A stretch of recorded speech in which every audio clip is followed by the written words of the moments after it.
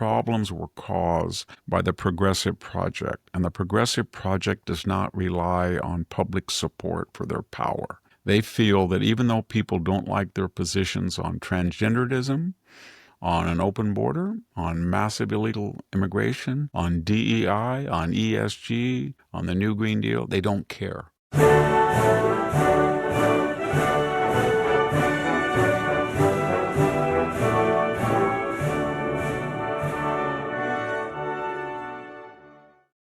Hello and welcome to the Victor Davis Hanson Show. This is our this is our weekend edition, and we have something special in the middle segment. And this week, Victor's going to be talking about 1941 and World War II.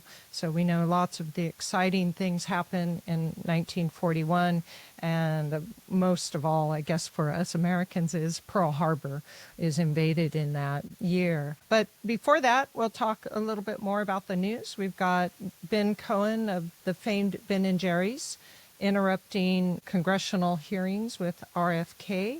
And Newsom has blamed Trump for a $12 billion deficit in California.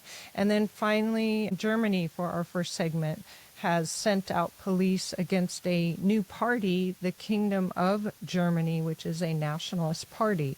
So we'll go with those stories first, but stay with us for these messages. Welcome back to the Victor Davis Hanson Show. So, Victor, I think the first thing I would like to talk about is your California, your local. Apparently, Gavin Newsom has said that Donald Trump has responsibility for the $12 billion deficit that California has with the May revision of his proposed budget. And I was wondering your thoughts on the wonderful California governor. It's entirely absurd. I mean, we're speaking in the middle of May, and the stock market is right exactly where he was shortly before he took office, January 10th or 12th. It's right where it was during the campaign. It went up a little bit on news that he had won in November, and then it settled down. So it's regained all of the losses that we were told by the Wall Street Journal and others were going to be signifiers of a recession. You look at energy prices, they're near historic lows. You look at inflation, it was 2.3. You look at GDP, they're going to readjust the GDP higher. You look at corporate profits, they're up. You look at investment, Trump announced this week, and I think it's been ratified too, that he's got $10 trillion in commitments for foreign investment into the United States. So all of that hasn't even been digested. So the economy is not responsible for Gavin Newsom. What's responsible for Gavin Newsom having a $12 billion deficit is the following. The highest income tax in the United States at 13.3 of any state. I think it's the sixth highest sales tax, the highest gasoline tax, the highest priced gasoline, the highest priced electricity, half the nation's homeless, nearly half the nation's illegal immigrants, 200 to 300,000 of the professional class and upper middle class leaving per year, schools that are rated in the bottom 10 of the 50 states, a poverty rate about 21%, almost like Appalachia. That is the problem. And what caused that problem? You have from La Jolla to Berkeley, about a 50-mile radius of the ocean, some of the wealthiest people in the world. And you can calibrate that by real estate or zip codes or anything. And they have created what they feel is heaven on earth, a utopia. And they're not subject to the consequences of their own ideology. So what does that mean? We shut down a nuclear power plant. We shut down some oil plants. We put all these solar farms in. We have an excess of solar energy in the daytime, and then we pay expensive imported energy at night. We thought we were going to store it at Moss Landing. We had 2 catastrophic fires, cost over $1 billion. We've thrown down a rat hole, $30 billion for high-speed rail, not 1 foot of track laid. It's the most mismanaged and incompetent competently managed state in the Union. It's not all Gavin's fault. He inherited that from Jerry Brown. And all of these people, when they destroy the state, they all go off to a pleasant. Dianne Feinstein had a big, beautiful home on the shores of Lake Tahoe. Barbara Boxer went down to Rancho Mirage and had a beautiful place.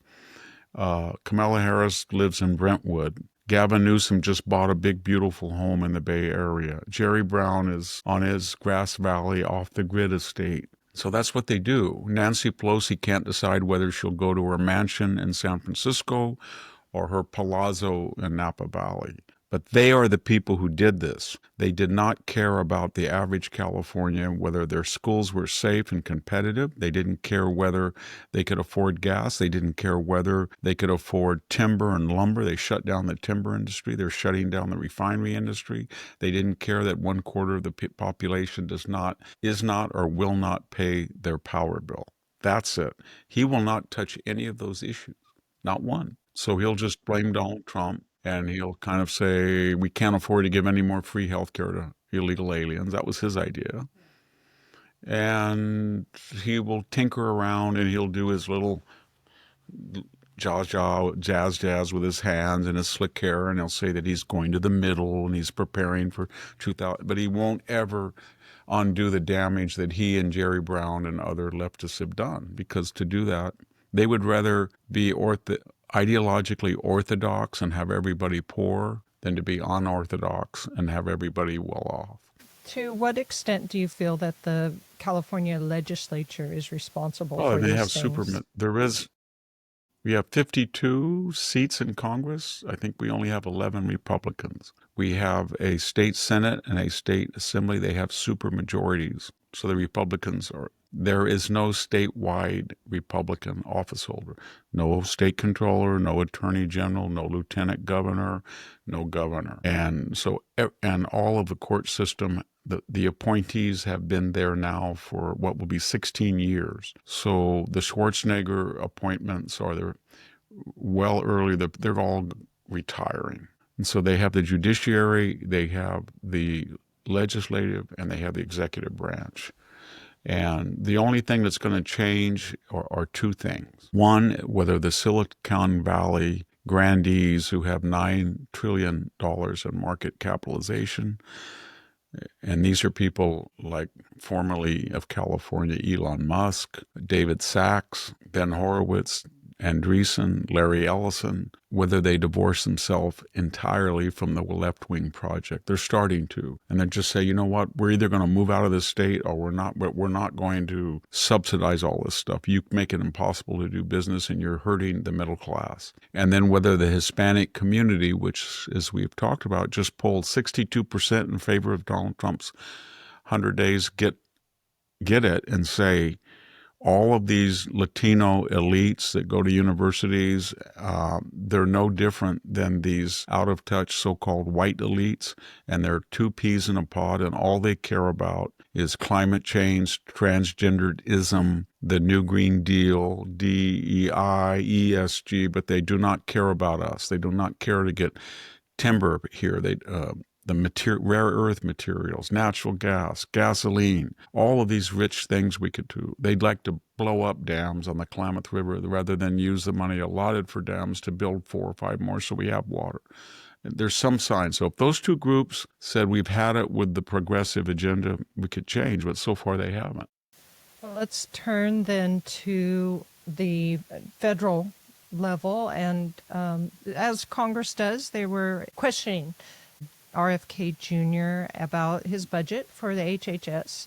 And for some reason, the Ben Cohen of Ben and Jerry fame, although he sold the business, decided it was the moment to stand up and say what sounded very incoherent on the video, but on his X account, he said he was yelling at them because they were killing kids in Gaza by buying bombs and kicking kids off of Medicare here in the United States as a result of the low funds due to buying Well, his bombs. theory is like this. For him to be coherent, and he's never been coherent. And by the way, he's a billionaire. Ben and Jerry's sold out, I think, to Lever Brothers, or what is that Lever Brothers concern. So they took their huge amounts of cash, and then they got even more huge amounts as consultants, and then they endow left-wing causes. So this group came in and dispersed in the gallery. It was kind of a conspiracy. He was one of them. And then at opportune times, they each popped up like little toys, jack in the boxes. And then they were really, the security is very different under this Republican Congress. They get them out very quickly. So then he watched everybody pop up and scream, and he thought that the security people were occupied. Then he started in on his rant. And his rant was, as always with him and most of the hard left, was completely incoherent, because he said they were cutting aid to kids on Medi-Cal. That was Gavin Newsom, who said we can no longer give free health care because we can't afford it to illegal aliens. And half of all births in California are on Medi-Cal, and 40% as it is on Medi-Cal. We have, in the last 40 years, had about 20 million illegal aliens. Half of them are in California, and we can't afford it. So basically his argument is, well, if you're anywhere in the world, if you're in China and you're poor, and you're in Africa and you're poor, and if you're in Mexico and you're poor and you come across the border, we owe you health care. Well, we don't have any. I don't care. We owe you health care. Why doesn't he set up a clinic? He's got $1 billion. If he's worried, would he lose $100 million? No, he didn't. He wouldn't even care. Why doesn't he just go to Fresno and say, this is the Ben and Jerry's health clinic? And he can spend, I don't know, $20 million on the building. He can put $80 billion in endowment. He can get, I don't know, 10%. Maybe he can get $5 or $6 million and run it as a free health clinic. He won't do that. He'll go around and go, well, I got a new ice cream, Jerry Brown, Jerry Garcia, cookie crumble, lime peppermint twist. Who cares? You're completely incoherent and irrelevant. And I wish they had arrested him. I mean, and then the other half of his argument was killing children, we. And that's because our ally Israel supply weapons to. But he didn't say one word what caused this round of violence. It's called October 7th, 2023. It was at peace. Jake Sullivan, the national security advisor for Joe Biden, he didn't know why it was true. He just bragged in an NBC Meet the Press. He said, Middle East, my portfolio in the Middle East is the quietest in 2 decades. He didn't credit Donald Trump at all. And then I guess it was 6 days, maybe it was 3 days later, it just blew up with a massacre of 1,200 innocent civilians. And they came across the border and invaded a sovereign nation. And then they concentrated on women, the elderly, and children. And they tortured them, they beheaded them, they burned them, they raped them, they took hostage. They did everything out of the medieval handbook. And you didn't even mention that. And then Israel retaliated. In addition to that, they being Hamas and Hezbollah, sent about 20,000 rockets. What were those intended for, Ben? Were they intended at military targets? No, they were intended to kill whom? Women and children, civilians in Israel. So what you're complaining about is that your side that you side with, Hamas, Hezbollah, are incompetent. They can only kill people when they're not looking, or they're surprised, or their women, children, or elderly. But when they get into a real war, Israel can beat them and knock down their missiles and do what they want. And so you're angry that your side is incompetent, because you would wish them to be competent so they would go into Israel and kill people. But they can't unless the people are surprised at a rock concert or something. He's a despicable person. He really is. Yes, and you forgot the fact that the Hamas put their bombs and their men and their military behind these kids that end up getting killed. So, and they put their own civilians in front at hospitals, mosques, and schools, and then they hide because they're cowardly. And then they expropriated probably over $2 or $3 billion in United Nations relief, American aid, your EU aid. And what do they do with all the billions, 10, 30, 40 billion? They build an underground labyrinth. Why didn't they build hospitals and skyscrapers and parks? because they didn't want to. They would rather be poor and destitute and kill Jews than be well off and leave the Jews alone. That's their attitude. And he doesn't get it, or he does get it, but he's so full of hatred that he can't be rational. Let's turn then to the international world and the Germany. Apparently, there is a new nationalist party, and I think this is my question actually, the whole idea of nationalism, but a new nationalist party in Germany that is called the Kingdom of Germany, and the Germans have decided that it is an unacceptable party, so they raided this last weekend. 800 police went out to basically decapitate it. I mean, they raided the houses of the leadership in that party, and they banned the party in general. And I was wondering, not so much about the party itself, but the whole idea of nationalism. I know what the German authorities are worried about. They're like, well, the Nazis were nationalists, and nationalism can be a dangerous thing. But nationalism is not necessarily dangerous. I mean, Trump, in a way, is a nationalist because he's putting a priority on America. So he's building a nation. He's doing things for our nation, which is a nationalist sentiment. So I was wondering if Well, they have we no could talk about confidence that. in themselves. The Germans don't. They were a very young nation. They were formed in 1871 following the Franco-Prussian War. And the people who formed that country were largely under Bismarck. They were the von people from what was Pomerania, East Prussia, the eastern part, and then the great state and the military orders. Prussians, and they gave up their sovereignty as a small kingdom to be German, but they dominated Germany. They were the ones that surrounded themselves with Kaiser Wilhelm. They were the ones who, during the Depression, joined the Hitler group because he favored the military. They were the ones that were the four-star generals in World War II, and in the German mind, even though they no longer exist, something like them will come back. And so they feel they have to engage any means necessary for a noble end, but to preserve democracy, but they're destroying it. Because they can't say to them, you have a different paradigm, you have a right-wing paradigm, the alternative for Germany does too.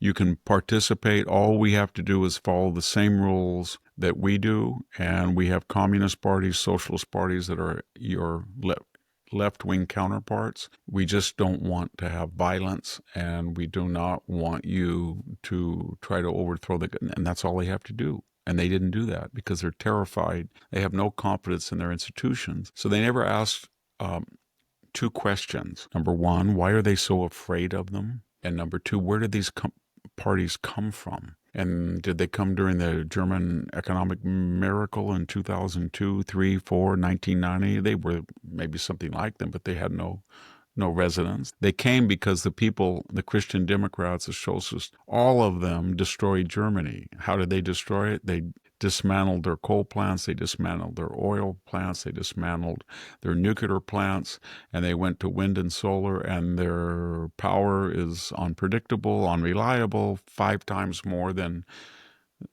anywhere else. And they ended up buying electrical power from France that's generated by nuclear power. They've destroyed their auto industry, basically. They have zero GDP. They have no borders. Yes, we can. We can do this. We can do this. That's what Merkel said. We can open our borders and bring in over 1 million people, 2 million, and get 16% of our population not born in Germany. No, you can't, Miss Merkel, because you have no history. None. You have always been a blood and soil nation, going back to Tacitus's Germania. You should know that. If you want to change, you could have said the following: we are going to integrate, assimilate, intermarry non-Germans, but we're going to do it very slowly because it's a new thing for us. Instead, she just let them in and created these massive ghettos of people who were Islamicists. They have no intention of accepting Western civilization or German culture. And, you go to Berlin and there's these conclaves of Kurds, Turks, Arabs, and they're not assimilating at all. And that's what they've created. And so that's why these parties are emerging. They're saying, why don't we just cut back on immigration, make it legal only, start to be competitive again, deregulate, build nuclear plants, and get back into the game as the powerhouse of Europe. And they can't do that. All right. So last thing before we go to our break, the Ukraine talks seemed to have been moving along, but Putin has decided that he's not going to meet just with Zelensky, apparently. And Donald Trump has said that the reason Putin won't meet with Zelensky this Friday, so it's already passed by the time you're watching this, that he won't do it because Trump's not going to be there. And so I'm not sure what's happening, but an update on the Ukraine ceasefire talks. Well, he understands the situation, Putin does. He does not have, he's lost 1 million dead, wounded, and missing. And he can't go back to the Russian oligarchic class, the apparat, and say to them, I invaded, my idea, I preemptively invaded. I didn't take Kiev, that was a failure. But this is what I got, and it was worth 1 million dead, wounded Russians and the destruction of most of our military equipment that'll take us 10 years to rearm. And here's what I got. They're not going to be in NATO. And people in Russia are going to say, I don't think they ever wanted to be in NATO anyway, or they weren't ever going to. And now the Donbass is forever ours. And they're going to say, well, it was sort of that way when you invaded. And then he's going to say, Crimea now is Russian. Everybody understands that now. Well, yeah, that's kind of nice, but we already controlled it. And then he's going to say, I'm 40 to 60 miles westward of where I was when the war started on February 22nd.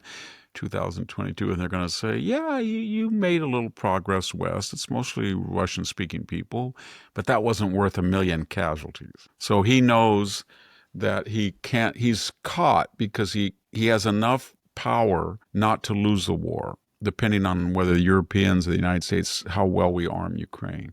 He does not have enough power to advance beyond where he is. So he's trapped. Doesn't really want to continue the war because he doesn't have the, as I say, the wherewithal, unless he goes nuclear or something. He can't. And he can't stop because he hasn't got enough yet. And he can't have a ceasefire because people are going to get angry at him. That's it. So he thinks that Donald Trump gave him an opening when he criticized Zelensky and he would put pressure. And he has put pressure. But when he looked at what Donald Trump was offering him, it wasn't enough in his mind to make a deal and still stay in charge of the president of Russian Federation. So what he wants is Trump go over there and get him in a room and say, Zelensky's a monster and you got to give me this. And if he's not careful, Trump's going to put a secondary boycott on oil sales. And when you look at what Saudi Arabia and Qatar and the Emirates are talking about, and what Trump's talking about, they're talking about, and one of the reasons Trump has not been really tough as he could be on Iran, he wants their oil on the market. So you have Iranian oil, you're going to get more pumping from the Middle East. The United States is pumping like crazy. You're starting to see a rise in electric EV vehicles. And if that price starts to drop below 50, getting 50 barrels, Russia will have no income. So he's desperate and he wants Trump there, so he can basically cajole him into giving him a couple more bones because he doesn't have enough, he feels, to survive as president. Sounds like Trump is sort of a necessity in these cease talks, so Putin can also say, well, it was hard to stand up to the Americans. Is that, that's another excuse? I was going to say that I went eye to eye to Trump. I went eye to eye to Trump. When I came out of the room, Crimea was ours, Donbass was ours. They weren't going to be in NATO. The new DMZ is to the west of where we were. It was all worth it. Good luck with that. All right, Victor, let's go ahead and take a break and come back and talk a little bit about 1941 in World War II. Stay with us, and we'll be right back.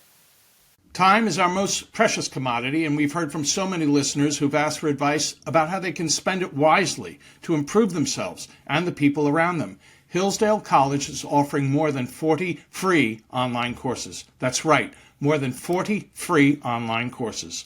Learn about the works of C.S. Lewis, the stories in the book of Genesis, the meaning of the U.S. Constitution and the rise and the fall of the Roman Republic, or the history of the ancient Christian church. With Hillsdale College's free online courses, you can even take Victor Davis Hanson's class, The Second World Wars. This free 7-lecture course will help you to understand this massive and complex conflict in a new way. It will give you a clear picture of why the war was fought and how the Allied powers ultimately triumphed in order to save the West from a new form of tyranny. This class is taught by Victor Davis Hanson and Hillsdale's president, Larry P. Arnn. The course is self-paced so that you can start whenever and wherever. Go right now to hillsdale.edu/VDH to enroll. There's no cost and it's easy to get started. That's hillsdale.edu/VDH to enroll for free. hillsdale.edu/VDH. Welcome back to the Victor Davis Hanson Show. You can find Victor at his website, victorhanson.com. Please come join us there. There is ultra material exclusively for subscribers at $6.50 a month or $65 a year. We'd love to have you all. And there is other work that Victor does. American Greatness articles and all of the podcasts are available on audio, and slowly we're making them available to subscribers as ad-free videos. So another good reason for you to subscribe at Victor Davis Hanson's website. Also, for you who are new, I forgot to state that Victor is the Martin and Neely Anderson Senior Fellow in Military History and Classics at the Hoover Institution and the Wayne and Marcia Buskey Distinguished Fellow in History at Hillsdale College. So those are his two affiliations. So Victor, I'm excited to learn about 1941, in addition to actually the invasion of the attack on Pearl Harbor. We're making our way through this slow odyssey of iconic events of the 20th century. It's been months ago we started with the 1906 Russo-Japanese War, the Panama Canal, the income tax of 1913, the Great Depression, the events that led to World War II, and on. 1941 was the key year in which the word World War II appeared. So as we said, 1939 and 1940, there was the Great War, World War I, and then there was the Polish War, the Scandinavian War, the Danish War, the Low Countries War, you name it.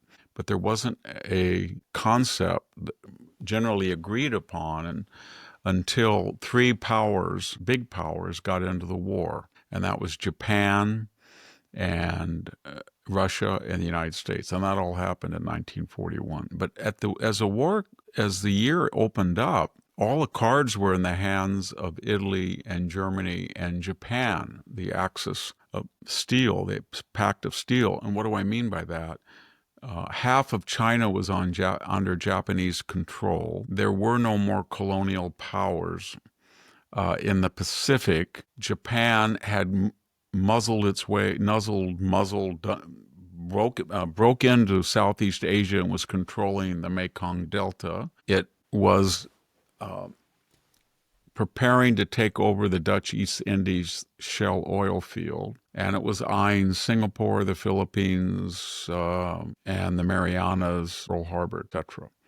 And all during that period. So the United States then initiated in 1941 Lend-Lease, as well as Lend-Lease programs, and that would to supply Britain. And after June, Russia. So what was the geostrategic map, say, in February or March of 1941? It was pretty good. All of Scandinavia, the Finnish War ended in March of 1940. So Helsinki was now pretty much pro-German. Russia had let it alone. It was neutral. And if you look at Copenhagen, it was occupied. Sweden was pro-German. Norway was occupied. Paris, great capital. All of France was occupied. Vichy were doing the work of the Germans in parts of France, central and southern France. Belgium, Luxembourg, the Netherlands occupied. No such existence anymore. Their colonies taken over by the Japanese or soon to be the Germans. You look at all the Atlantic ports, the great ports that Germany had wanted so badly in World War I for U-boat operations. They were all in the hands now of Germany, and they were being developed into reinforced concrete submarine pens. And then the only countries that we would call free were Yugoslavia and Greece. And as you know, Mussolini had invaded in 1940 Greece. In October, Metaxas, the general, said, no, okay, you can't come. And that war was going on. And by May, Greece would be completely occupied, as was all of Yugoslavia and Crete. The battle for Crete was over by May. And then in North Africa, the Italians had collapsed, and the Commonwealth troops had taken Tobruk, the key port in eastern Libya. However, they had sent Erwin Rommel down with 2 divisions in February, March, April, and he had been spectacular. And with just a very small force, he had pushed the British, and he would soon push them out of Tobruk the next year. So what am I trying to get at? The only country that was viable was Great Britain. The 2 countries that will decide the war were not going to enter the war in 1941. The United States had already decided to rearm. It was starting to rearm. It was trying to build a huge fleet. It had weapon systems on the drawing boards that people were talking about: sophisticated radar, napalm, 4-engine bombers beyond the B-17. All of that was in the planning stage. And then there was Russia, and the Soviet Union was on the side of Germany. So then Hitler said, well, the only problem we have is Britain. And then Admiral Raeder in Donetsk came to him, the head of the fleet and the submarine fleets, respectively, and said, you can't take Britain. There's no way we can get across the channel. They've got 15 battleships. They've got 8 carriers, 8 to 10. They've got about 60 cruisers. They've got hundreds of destroyers. They've got submarines everywhere. The Bismarck was sunk in the spring, 1941, and most of the British capital ships then were either sunk or they went into hiding in Norwegian fjords. So what was he going to do? So he had started the Blitz as soon as he had unified his victories in Europe. And all summer long of 1940, as we said, he couldn't affect anything. He got very close by August, September, and suddenly, in anger that the British had had an inconsequential raid at Berlin, he switched his tactics. And he no longer hit radar stations and British airfields and went into carpet bombing with incendiaries, killed 50,000 civilians. But that allowed the British air fleet, the Spitfires and Hurricanes, to come back and the radar to come back. And then they started to inflict unsustainable damage. So by February, March, April, the Blitz was over with. So then Hitler got together and said, well, we've won the war, and what do? The United States is not going to enter it. Japan is our ally, and it's handling China and all of the European colonies, and we've got the Soviet Union. And what they should have done is just stopped, and they would have won. They could have cut a deal with Britain. I don't think Churchill would have accepted it. So what they decided was, the way to defeat Britain and its empire is to invade a country with 240 million people that is 35 times larger than Germany and is almost 4,000 miles long. And if we do that and knock Russia out, then Britain will be isolated completely. And we will have all the oil, and we'll have all the wheat, and we'll have food and everything. And then we'll have a peace. And some of the people were very worried about this, and they started to bring up certain things. Guderian said, have you looked at the Russian tank? They have a Stalin tank, but more importantly, they have this T-34. They're better than anything we have. And Hitler ignored him. And then Halder said to him, there are more divisions than you think. They may have 400 divisions. And Hitler wanted to go in May. And then other generals said, you know what, if you look at our losses in Poland in 1939, in France in 1940, in the battle for Crete, they lost 1,000 logistical planes. We are not yet back up to full strength. And they had not been mobilizing yet fully. They thought the war would be over very soon. So Hitler countered and said, we've got all this armament. We've got the Skoda arms work from the Czechs. We've got the entire armament from 3 million French army. We have their airplanes and tanks.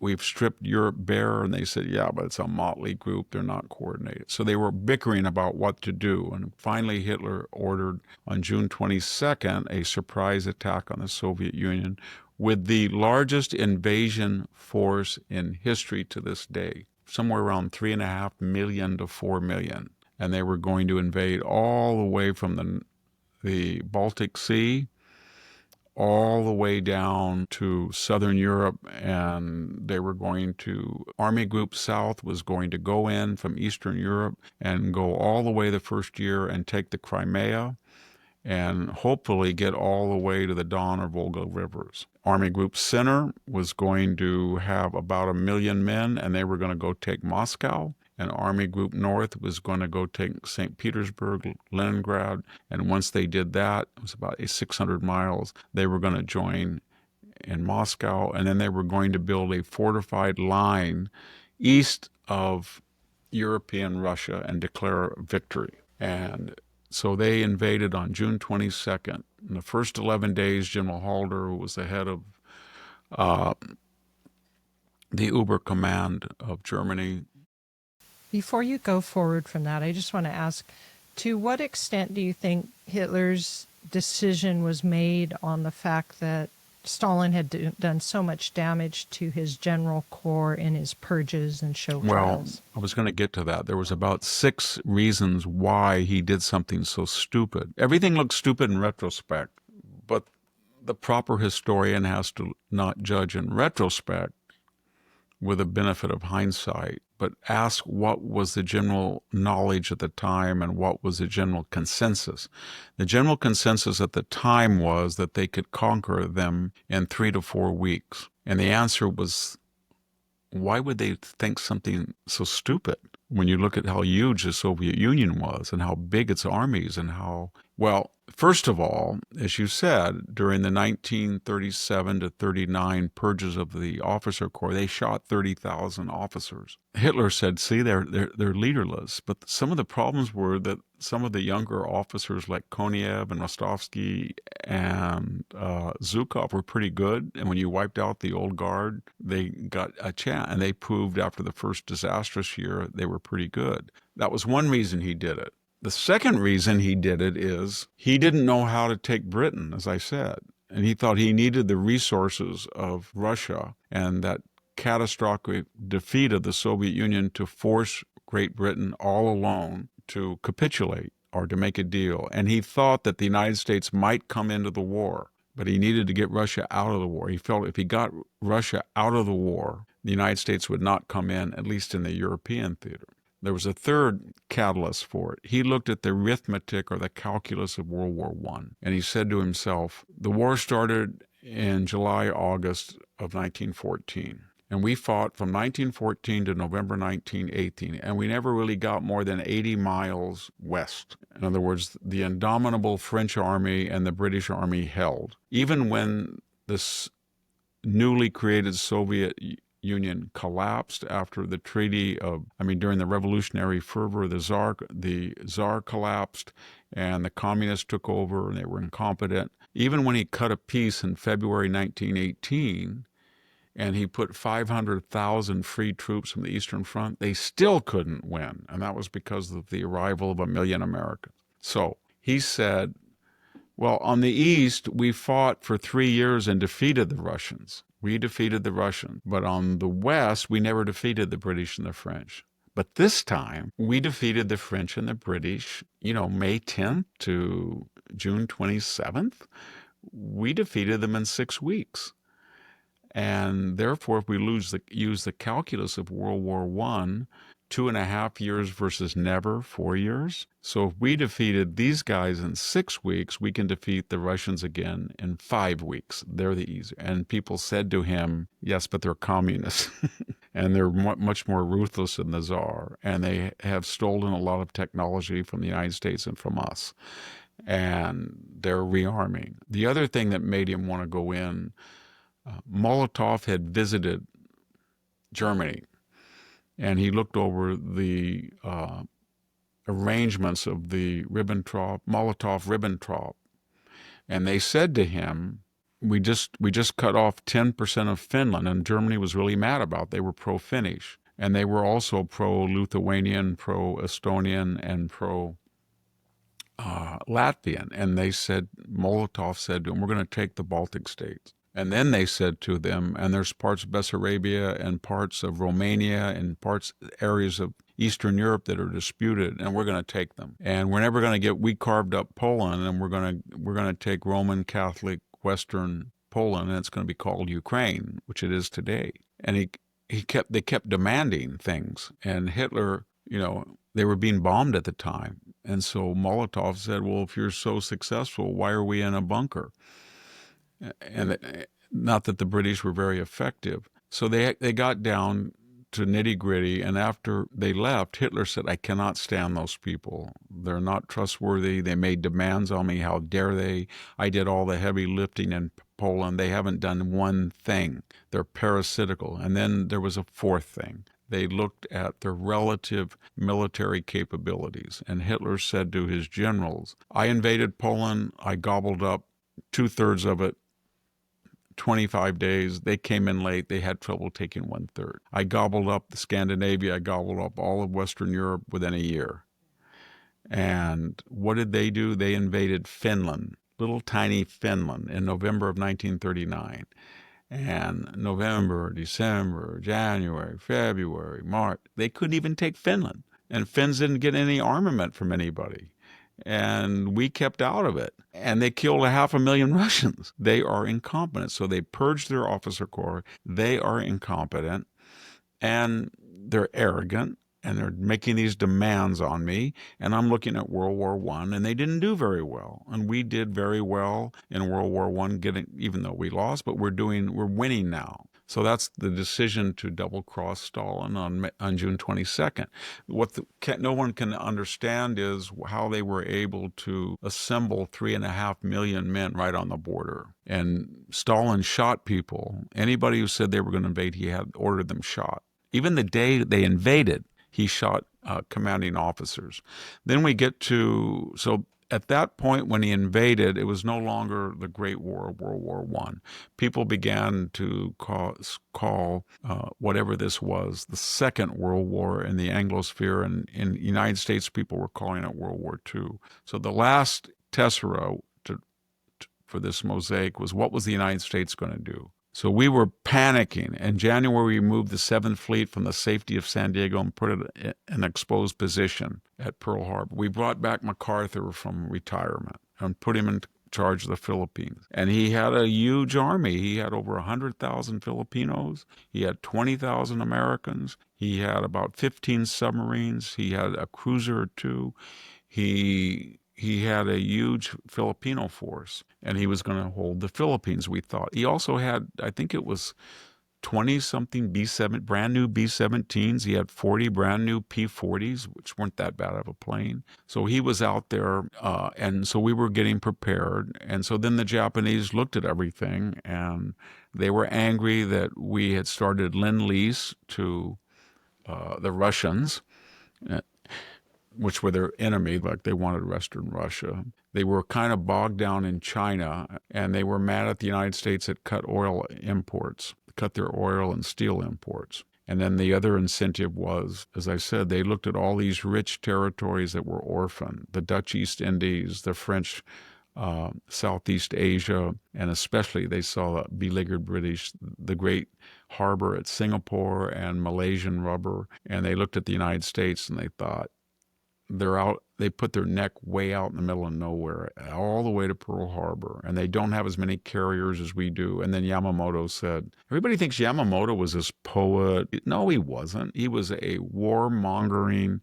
militaristic, cutthroat guy. He'd studied in the United States. He was kind of utopian, cosmopolitan. But he said to the Tojo government, if you don't let me attack at Pearl Harbor, I'm going to resign. So he caused the war. And then when he did, he said, I can only raise hell for 6 months. And they will cede. If we punish them enough, the Americans do not want a war. So we'll just tell them, we'll call it quits.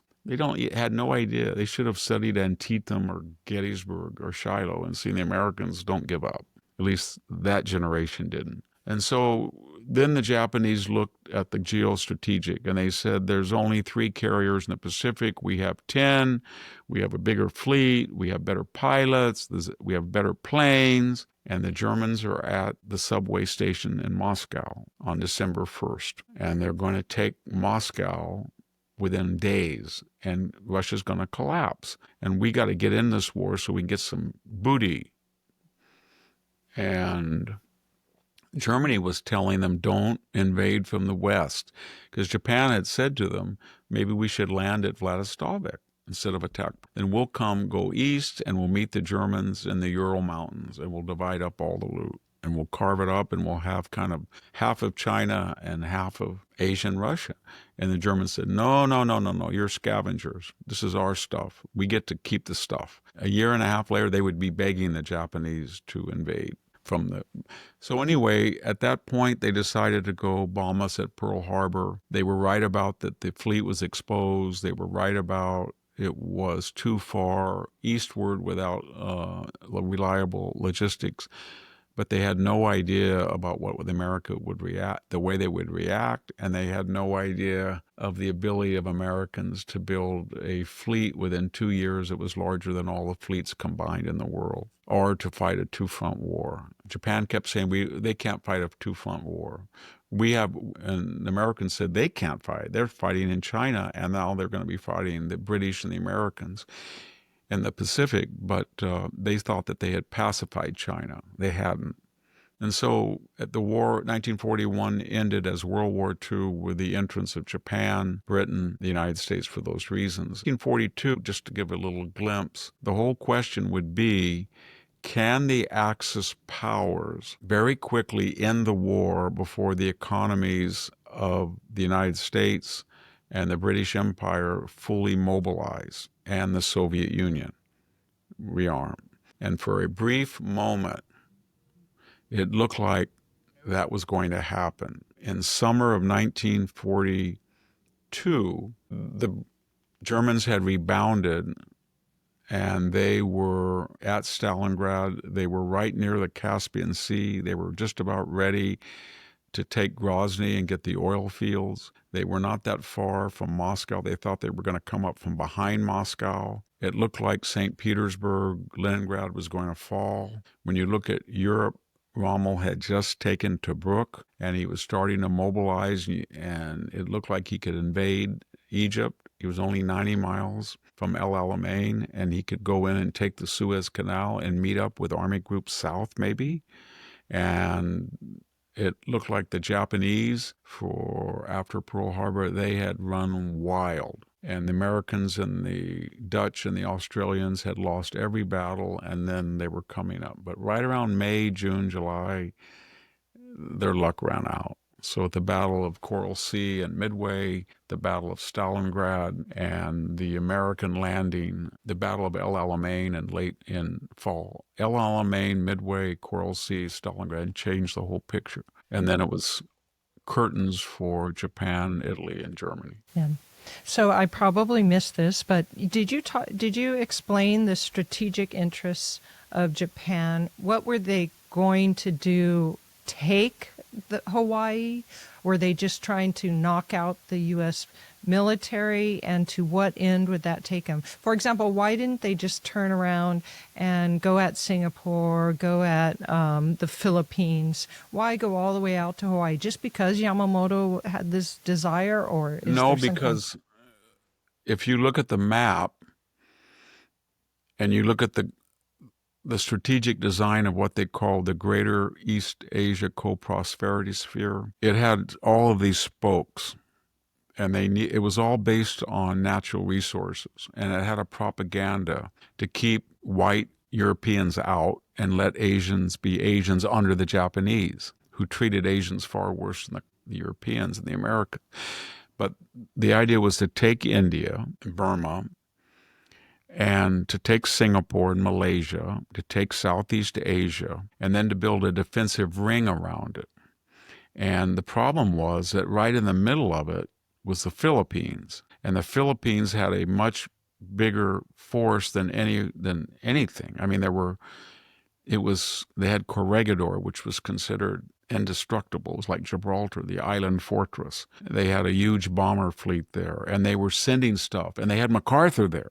So in their way of thinking, we can't tiptoe around the Philippines. We can take Indonesia and get the oil. We can take the rice belt in Vietnam, and we can take the rubber in Malaysia. We might even be able to take parts of India and Burma and Singapore. But ultimately, we're just going to be tiptoeing around the United States Seventh Fleet, and especially the Philippines. So why not just go for broke and take the Philippines and humiliate them and take Wake Island and take the Marianas, and soon we will take Midway Island, and then we'll take Hawaii, and then we'll just say we want to quit, and they'll have no ability to go. Once they have no ports out in the Pacific, it's 3,000 miles. They looked at the map and said all these islands are in the co-prosperity sphere. When you look at San Francisco and San Diego and Portland and Seattle, it's nothing for 3,000 miles till they get to Hawaii, or they get to the Aleutians, or they get to the Philippines.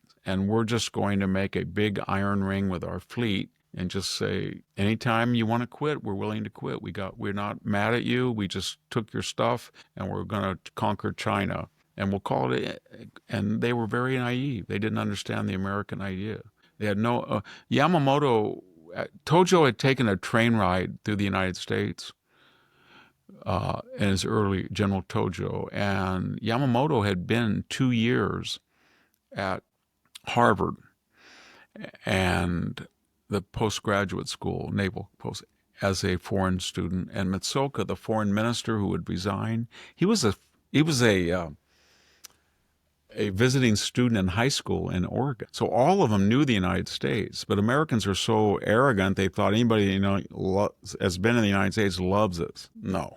They think we're decadent and wealthy and that they could use our resources better than we could. So Tojo and Yamamoto and Mitsoka, they all said to themselves, these guys are really rich and they're very powerful. But if we hit them really hard, we'll shock them and they won't want to fight, because they let Britain burn to the ground during the Blitz, and they didn't help them. So they won't even help themselves. They just completely misread the American reaction. And they did not want to have a world war. They knew they were not capable of it. They were bogged down in China. They were overextended. They didn't have any natural resources. They thought that's why they waged the war, to get Asian resources without getting the United States involved. That's what they wanted. And when we got involved, they knew they were doomed. The only way they thought they could win the war is kill so many Americans on the islands, Okinawa, Iwo Jima, Tarawa, Palau, Philippines, that the United States couldn't take the casualties.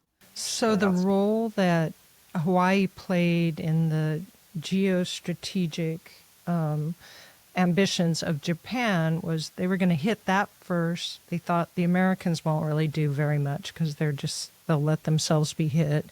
And we'll turn around and we will take the Philippines, I think Guam too, and they did. They took Singapore. Wake Island, they took the Philippines by April. It lasted till April.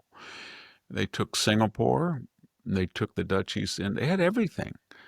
They had the Marianas, they had Tinian, they had Saipan, they took Formosa. They had everything. The only mistake they made was that when they went out there, they had 6 carriers, and they thought they'd been discovered, but they had the ability to ruin Pearl Harbor for 2 years. So when they bombed, they only had 2 waves. And they knocked out the airfields, and they did a lot of damage to the fleet. But the battleships were World War I, 1918 battleships. And if they had gone out there to find the fleet, they would have all been destroyed at the high seas, and everybody would have been killed, because they had no ability to catch the carriers, and they would have been spotted. And there were no carriers there. The Wasp was in Europe, and the Saratoga was on a mission to supply Wake Island, and the Enterprise was back in the United States, and the Lexington was on a mission. So they thought there would be 4 carriers there, and there was none. So they didn't even take out the carriers. If they were wise, what they would have done is stayed there for a week and just kept hitting and knocked out all the oil supplies, all the repair shops, all the industrial core, and knocked out the whole ability. And later Americans said if they'd hit the oil tanks, we had a year's supply of oil there. If they had hit the repair facilities, we would not have been able to operate. They could have done that. They could have even landed and taken the island, but they were just afraid to. All right, Victor, well, let's go ahead and take a break and then come back to talk a little bit about the United States military. If you're a homeowner, you need to listen to this. When's the last time you checked on your home title? That's the legal proof that you own your house. If you're like me, the answer to that is never. The problem is, in today's AI and cyber world, scammers are stealing home titles and your equity is the target. Here's how it works. Criminals forge your signature on one document, use a fake notary stamp, pay a small fee with your county, and boom! Your home title has been transferred out of your name. Then they take out loans using your equity or even sell your property. You won't even know it's happening until you get collection or foreclosure notices. That's why you need to stop what you're doing today and find out if you're already a victim. Go to hometitlelock.com/Victor to make sure your title is still in your name. And you'll also get a free title history report, plus a free 14-day trial of their $1 million triple lock protection.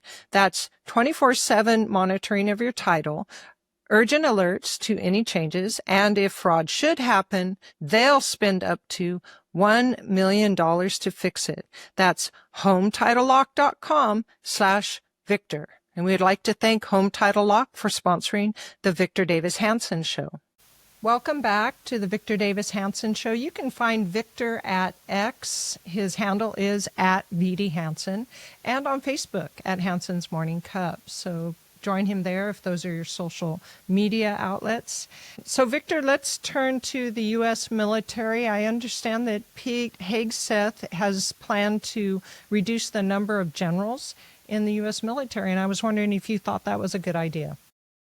Well, based on traditional calculus of the number of troops, enlisted men, versus the number of 4 stars, 3 stars, 2 stars, 1 stars, we are overstaffed, as we always are in peacetime, it seems like.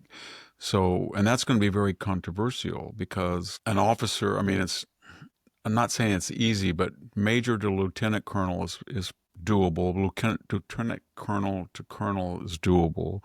There's a big jump from colonels. Most of them don't make 1 stars.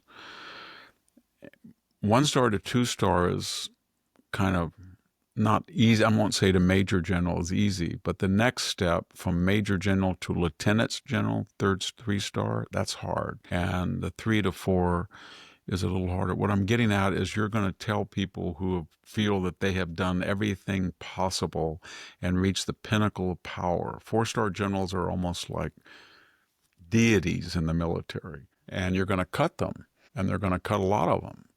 They're going to do other things that they're going to be very angry. If you're a 4-star general or admiral, I don't want to name names, I do not want to stereotype, but that is a very good salary.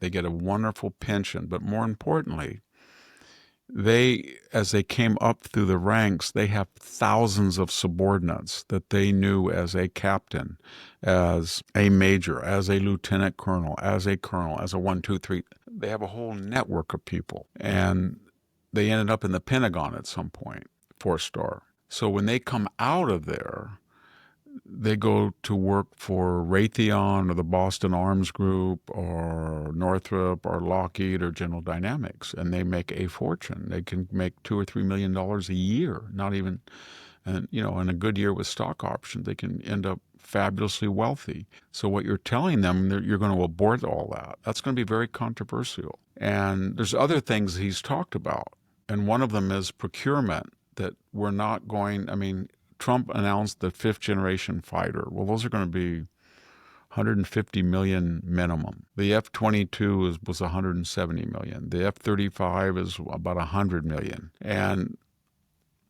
we don't have a lot of those. So he's looking at the Ukraine war and he's saying, let's get drones. Let's get a whole fleet of drones in the air, on the ground, and in the ocean.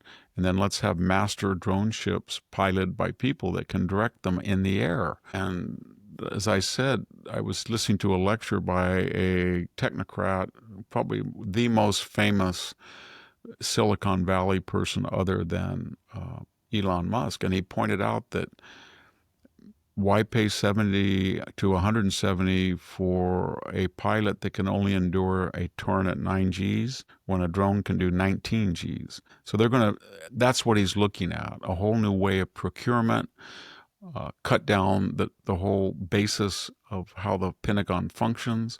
Have you noticed another thing, to be quite frank? I haven't seen one retired general weigh in on Donald Trump. And I won't mention names, but just a mere 5 years ago, we were told that he was like the people on the other side of the beach at Normandy, Nazi.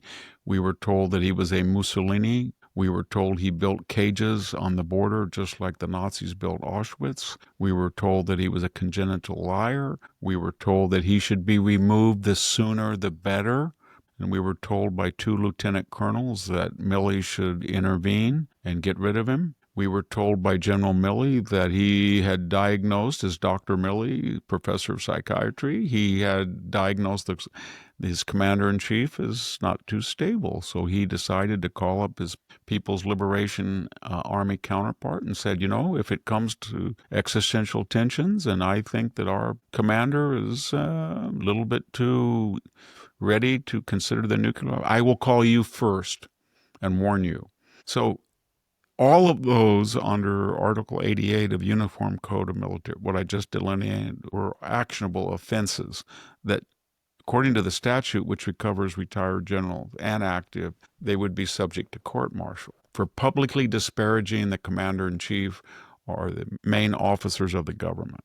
This was all done after Douglas MacArthur said terrible things about Truman in 1951. And they got together and they said, well, the Army says this, and this Army Air Force that's becoming the Air Force says this, and the Navy says this, and the Marines says this, and we need a uniform code for everybody. And they put it so it involved everybody, but they also said we can't have another MacArthur. Didn't Truman fire MacArthur by chance? Yes, he did. Okay. He did. I just understand that. Fired MacArthur. MacArthur became a national iconic hero. He had a ticker tape parade. Everybody thought he was going to run for the Republican, nomination. And then 2 things happened to him. Number one, there was a guy called Ike, and everybody loved Ike.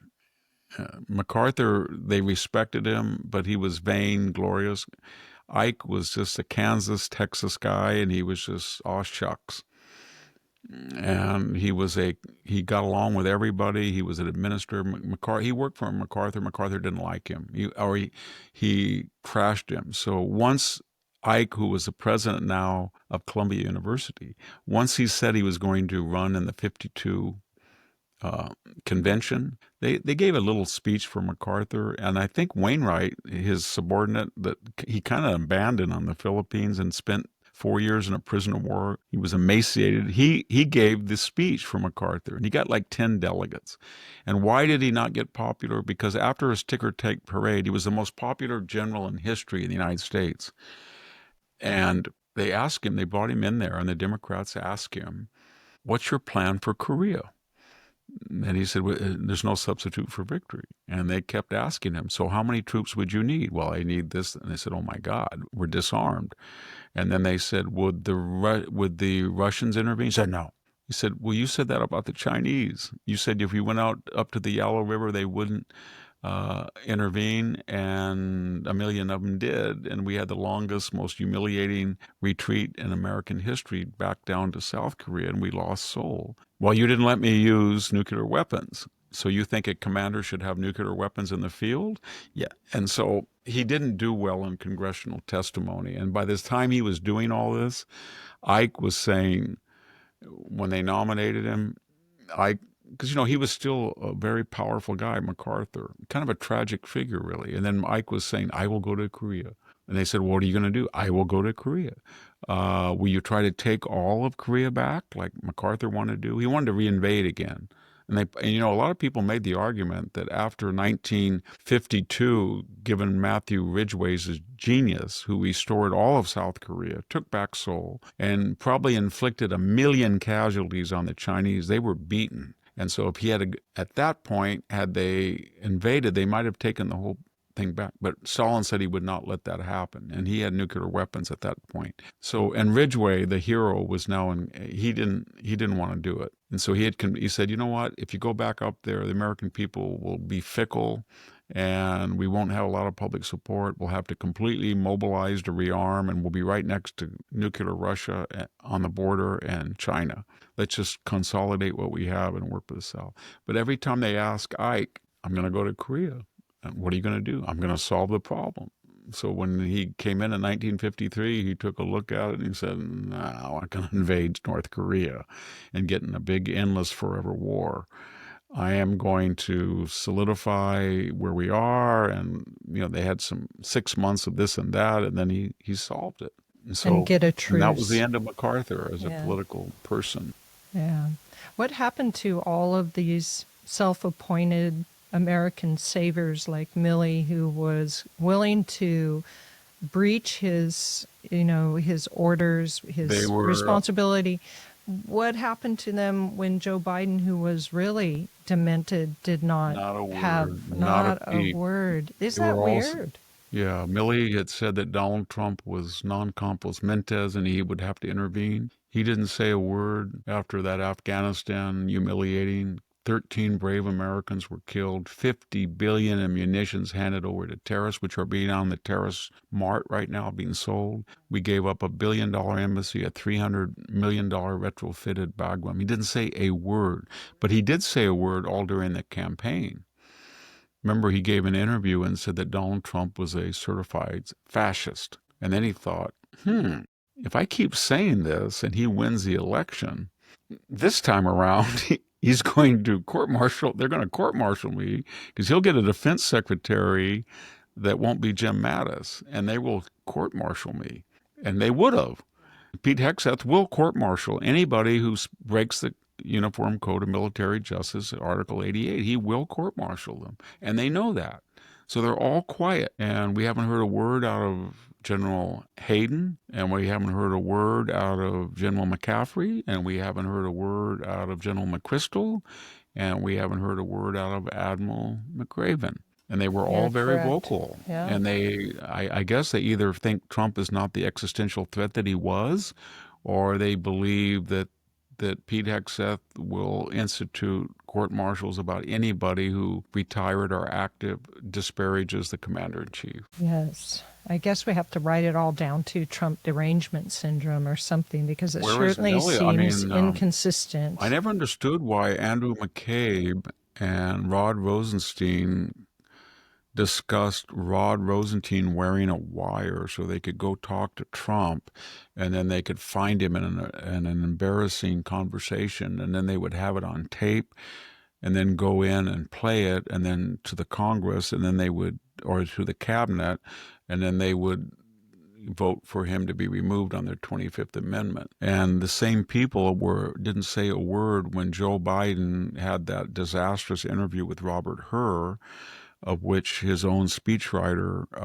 destroyed the tapes of, when he violated classified material, talking about it with Joe Biden.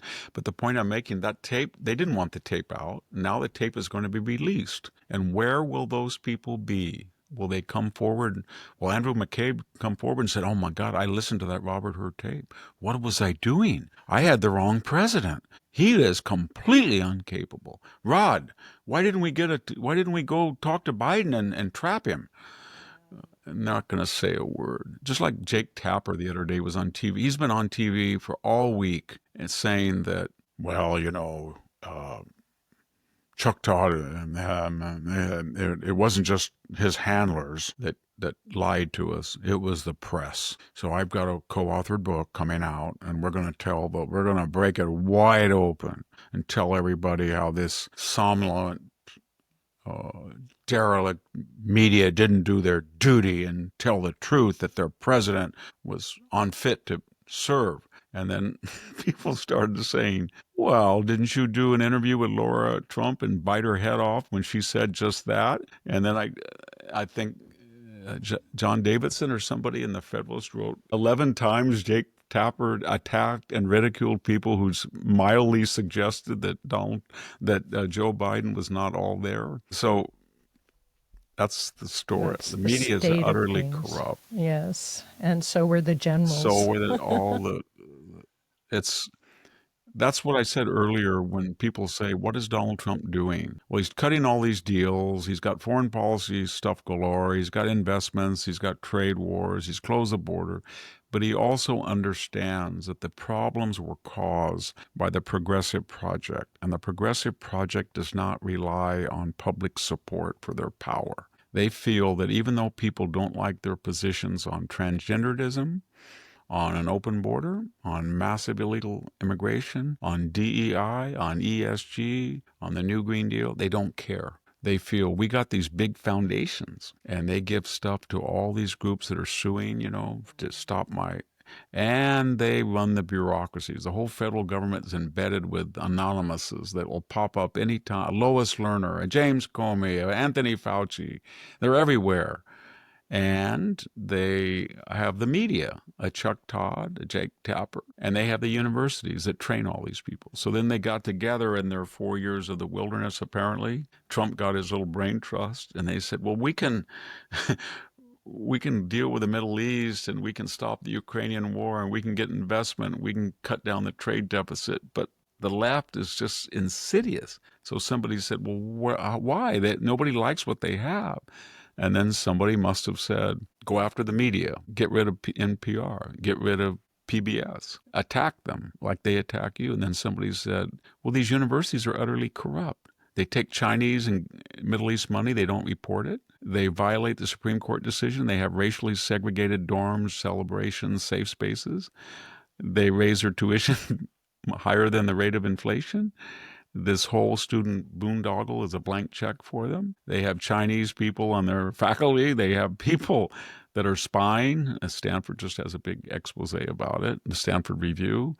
And they're anti-Semitic to the core. They don't listen, and they are racist, and they don't defend the Bill of Rights. Go after them for that, and you get two birds with one stone. We're going to prune them back. And so foundations, they're going to have a new, I don't know how it's going to affect the Bradley, a smaller conservative, but they're going to go after foundations and tax their endowments because they don't feel they're really they're deeply embedded in politics. They're going after the universities and then I didn't mention gouging the government with 40 to 50% surcharges. So they're going to go after the universities, they're going to go after the media, they're going to go after the foundations, and they're going to go after the federal government bureaucracy and cut it with those. So they're trying to say to themselves, all of these problems, we're dealing with the symptoms, but not the root cause. What caused the Biden administration to do these stupid things, to open the border, to flee Afghanistan, to turn on Israel, to get all these foreign students here? I know, it was these institutions, so we're going to bring them to account. And I don't know if that's going to be, that's why it's a real, as I said, a cultural counter-revolution. Well, maybe one symptom of this culture that you're talking about is in our judiciary, and a case that we've been talking about in front of I think it's the Wisconsin judge from Milwaukee, Dugan, who is now being indicted. Her claim is she's pleaded not guilty, and her argument is that she's immune from prosecution over official actions taken by her. I was wondering your thoughts on that. When Trump was facing Letitia James, Fannie Willis, Jack Smith, Alvin Bragg, E. Jean Carroll, remember that all of the cable left-wing networks, they got their talking points, and then they all mimicked them, and it was no man is above the law. No person's above the law. What do you think about no person's above the law? So here she is, and she's committed felonies. She's violated her oath of office. She's actively, in a conspiratorial fashion, with the public defender, who alerted her, deliberately tried to impede a federal officer from making an arrest and used in a conspiratorial fashion her own courtroom, secret little passage, the door out, to liberate someone who would be arrested, putting federal agents in danger. In addition to that, she was derelict. She just walked out of the middle of a trial. So she's got a lot of felony exposure, but she's not above the law. She thinks she's above the law. That's what the weird thing about the left. They always say that nobody's above the law, but they really do believe that they're above the law. That's what these representatives did when they went in New Jersey and they attacked ICE officers and Border Patrol people. They thought, I'm a representative. And remember AOC and Hikem Jeffries? Hikem Jeffries every day is revealing that they're going to have to get rid of him because he is an utter incompetent. He just mouths the same old thing. He has no imagination. They ask him a question and his brain goes, what was the pre-selected talking points I got on email this morning? Which one do I plug in? Kind of like Kamala Harris. He doesn't answer a question. And I mean, AOC is a lot more adept than he is. Even Jasmine Crockett is. In a crazy way. I don't know about that. Yeah, maybe. But what did he say? That's a red line. They said, what do you mean that's a red line? If they take them off committees, if the Congress punishes them, much less if they face criminal, that's a red line. And then they'll say, you better not. What are you going to do? If they broke the law, they broke the law. What if Kevin McCarthy, when he was Speaker of the House, had said to, I don't know, the media, he said, listen, if you indict Donald Trump, that's a red line. You better not do that. They would have gone crazy. They're basically calling for an insurrection. And they already have when Chuck Schumer said, we're going to go into your congressional districts and disrupt. And then Governor Fitzer said, we're going to go to the streets and be disruptive. They were calling for what we're seeing now. Not one of them has ever got up in front of the Congress or went on major network news and said, we deplore all the street violence against Tesla. I'm asking all of our supporters, do not take the law in your own hands and attack the Tesla brand in any shape or form. I'm telling all of you students who are protesting against Israel, do not use violence or you will... Not one of them has said it. Just like not one of them has said, let's end the bloodletting in the Ukraine war. It's 1.5 million lives have been destroyed. They're either so desperate or they lack leadership. I think they lack leadership. They're a symptom of a great malady in the United States. There's a third of the country, an affluent third of the country, and they feel that the country's too stupid for them, and they made so much money under globalization. They have so many titles and degrees that they deserve special compensation to run the country the way they think they should, even if the stupid hoi polloi don't appreciate them. That's who the Democratic Party is. And then they have the subsidized poor. The subsidized poor feels that I am a victim because of, I don't know what, history, my race, my gender, my sexual interest, and I deserve government support. And anybody that doesn't do that is a ruthless SOB. That's their attitude. And that's the Democratic Party, those two groups.